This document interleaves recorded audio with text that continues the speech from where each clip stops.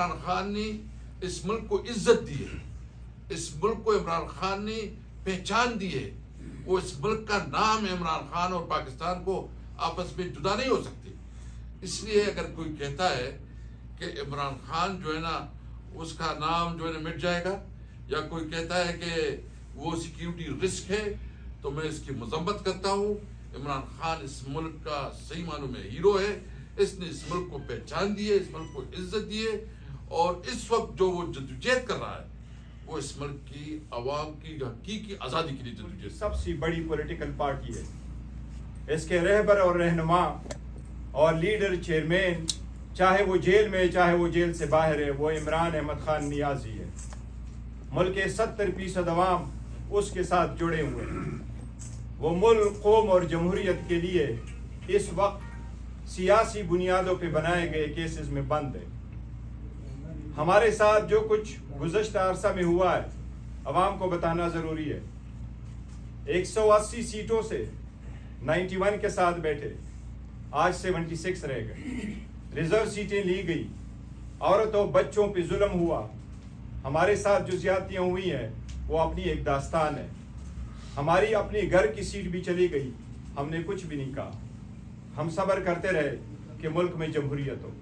हमने हमेशा से ये कहा है कि पाकिस्तान तहरीक इंसाफ का नज़रिया, ज़ाविया, बयानिया जमहूरियत है, अमन है, अमलदारी है, लॉ पे कानून की बालादस्ती है।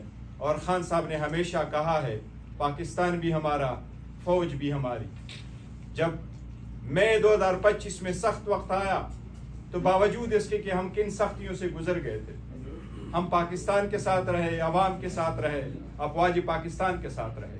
हमने उनके रोल को सराहा, हम उनके साथ खड़े रहे, और हमारे ही कुछ कंट्रीब्यूशन ने इस मुल्क को एक बहुत बड़े कामयाबी से हम किनार किया। हम ये वाजे करें कि इसके बावजूद कि 26वीं तरमीम में क्या हुआ था, 27वीं तरमीम किस तरह मंजूर हुई, इन सब कुछ के बाद हम समझ रहे थे कि शायद आखिरकार हम बेहतरी की तरफ चले जाएंगे। लेकिन कल की जो प्रेस कॉन्फ्रेंस हुई उससे बहुत सख्त मायूसी हुई। जो अल्फाज इस्तेमाल किए गए वो अल्फाज मुनासिब नहीं थे, वो अल्फाज गलत थे। एक बड़ी पॉलिटिकल पार्टी, उसकी लीडरशिप या वज़ीर आला के पीके के बारे में इशारतन भी कुछ ऐसे अल्फाज का इस्तेमाल होना, ऐसे बड़े इदारे के बड़े अफसर की तरफ से आना जमहूरियत के लिए बदकिस्मती है, अच्छा शगुन नहीं है। हम नहीं चाहते कोई है हमारा दुश्मन ही है कि वो पे दर पे एक दूसरे के खिलाफ प्रेस कॉन्फ्रेंसों से खुश होगा। इसलिए मैंने इब्तिदा में कहा कि हम कन्फ्रंटेशनल का प्रेस कॉन्फ्रेंस नहीं कर रहे, लेकिन वाजे करना चाह रहे कि शायद कुछ लोग लड़वाना चाह रहे हैं कि बड़ी पार्टी के वर्कर और एक बड़े इदारे के लोग कोई आपस में लड़ पड़े। ऐसा हरगिज़ नहीं होना चाहिए। लेकिन ये वाजे करें कि पाकिस्तान तहरीक इंसाफ इस बात समझती है कि किसी भी तबाही की इब्तिदा हमेशा से चंद नामुनासिब अल्फाज की अदायगी से होता है। अपने ईगो को जाने देना होगा, एक दूसरे को स्पेस देना होगा, किसी अच्छी तरह सिम्मत में बढ़ना होगा। अगर जेल में लीडर जेल में है, केसेस उस पर बने हुए हैं, बोगस केसेस बने हुए हैं, जनवरी 2025 में कन्विक्शन हुई है, आज दिसंबर 2025 है, उसका केस लग नहीं रहा, मुलाकातें हो नहीं रही, लीडरशिप की मुलाकातें नहीं हो रही, केस लग नहीं रहे।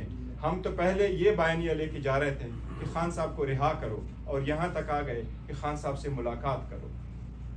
हमने जितना बर्दाश्त किया इस मुल्क की खातिर, जमहूरियत की खातिर, लेकिन हम ये कहें कि अगर ये से हालात रहे, एक दूसरे के साथ ऐसा रवैया रहा, तो ये जमहूरियत में इसका सबसे बड़ा नुकसान है। पाकिस्तान आज पूरी दुनिया से पीछे खड़ा है। जब हमारे सुप्रीम कोर्ट ने कहा आप ये नहीं कर सकते, आपका आइन तो हुर्मत इंसान की बात करता है, आपका आइन एक आज़ाद अदलिया की बात करता है, कैसे एक अफसर आज़ाद अदलिया का नेमुल बदल हो सकता है? वो एक मातहत अफसर है। जब उसके बाला अफसर कह चुके हैं कि इनको सजा देनी है, तो उसकी क्या मजाल कि वो इनको सजा ना दे। हम सुप्रीम कोर्ट गए ये कहने कि 8 फरवरी 2024 को पाकिस्तान की आवाम ने वोट डाला था, पीटीआई के लिए वोट डाला था, इमरान खान के लिए वोट डाला था। उस वोट के तकद्दुस का कुछ तो ख्याल करो। हमसे 100 सीटें छीन ली गई, लेकिन जो छोड़ी हैं उनके तनासब से हमें रिजर्व सीट्स ख्वातीन की और अक़लियतों की, गैर मुस्लिम दोस्तों की तो दो। ये पहली बार नहीं हुआ। इस मुल्क में बार बार ये कहा गया कि इस मुल्क के लोगों को डंडे की ज़रूरत है, डंडा होगा तो मुल्क ठीक हो जाएगा, तरक्की होगी, यहाँ पे दूध की नहरें बहेंगी। 60 की दिहाई में कहा गया ये डेकेड ऑफ डेवलपमेंट है, ये तरक्की के 10 साला एक दौर है, 10 साला दौर है। हम जानते हैं उस 10 साला दौर का नतीजा क्या हुआ। सन 68 में 69 में अजीम शान अवामी तहरीक चली, उसके बाद एक जंग हुई, सिविल वॉर हुई और मुल्क दो लख्त हो गया। तो ये बार बार हुआ है। 80 की दिहाई में कहा गया अब इस मुल्क में सही फलाई इस्लामी निज़ाम नाफिज होगा, पाकिस्तान के अवाम फलेंगे फूलेंगे। और क्या हुआ उसके बाद? हम जानते हैं कराची में बोरीबंद लाशों का बाजार लगा। हम जानते हैं मुल्क के हर खित्ते में खून की नदियां बहाई गई। यहाँ पे हर खित्ते से आने वाले मिलिटेंट इकट्ठे किए गए, कभी उन्हें मुजाहिद कहा गया, कभी उन्हें टेररिस्ट कहा गया, और आज दिन तक वो फसल जो थी उसको हम काट रहे हैं। इस खित्ते में खून है, बारूद है, असला है, लेकिन फलाह नहीं है। उसके बाद हमने देखा मुशर्रफ का दौर, एक मॉडरेशन का ऐलान किया गया, कहा गया कि अब हम बैनुल-अक़वामी माशी जो एक निज़ाम है उसका हिस्सा बन गए हैं।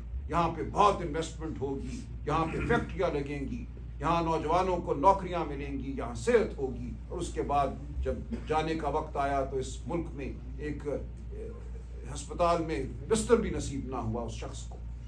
तो आपने देखा कि इस मुल्क में बार बार ये दावे किए गए हैं कि इस मुल्क को जमहूरियत रास नहीं आती, इस मुल्क को आइन और कानून रास नहीं आता, इस मुल्क में डंडे की ज़रूरत है, जबर की ज़रूरत है, और हर बार ये मुल्क पहले से कमज़ोर छोड़ के गया जाबिर। तो आज हमें फिर वही सूरत नज़र आ रही है।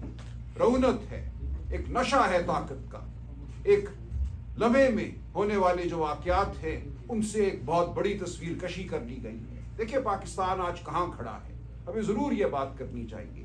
हमें ये कहा जाता है कि आप एक टोला है, शोर व गौगा तो आप बर्पा कर लेते हैं, लेकिन आप में मामलात की समझ नहीं है, इदराक नहीं है, आप देख नहीं सकते कि पाकिस्तान कहाँ खड़ा है और हम पाकिस्तान को किस बुलंदी की जानिब लेकर जा रहे हैं। देखिए पूरी दुनिया में इस वक्त ये एक मकालमा हो रहा है कि दूसरी जंग अजीम के बाद जो एक वर्ल्ड ऑर्डर कायम किया गया था, वो वर्ल्ड ऑर्डर अब रीख्त का शिकार है, वो टूट फूट का शिकार है।